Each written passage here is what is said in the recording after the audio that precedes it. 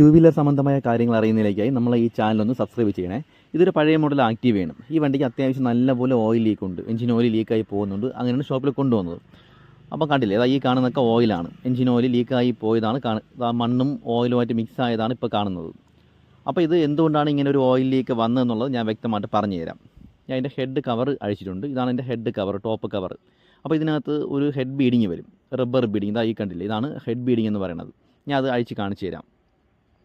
Engine oil പുറത്ത് ലീക്കായി പോകാതിരിക്കുന്നതിന് വേണ്ടി വെച്ചിട്ടുള്ളതാണ് ഹെഡ് ബീഡിങ് എന്ന് പറയുന്നത്. എല്ലാ ഗിയർലെസ് വണ്ടിക്കും വരുന്നത് തന്നെയാണത്.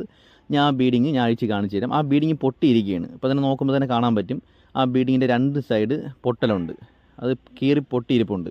അപ്പം ആ ഭാഗത്തൂടെയാണ് ഈ ഓയിൽ ലീക്കായി പൊയ്ക്കൊണ്ടിരിക്കുന്നത്. കണ്ടില്ലേ, അത്യാവശ്യം നന്നായിട്ടത് പൊട്ടിയിട്ടുണ്ട്.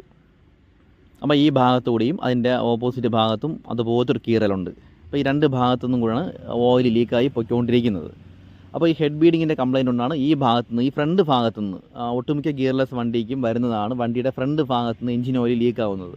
അപ്പോൾ അങ്ങനെ ഫ്രണ്ട് ഭാഗത്തുനിന്ന് ഓയിൽ ലീക്കാവുന്നതിൻ്റെ പ്രധാനപ്പെട്ട കാരണമെന്ന് പറയുന്നത് ഹെഡ് ബീഡിങ്ങാണ്.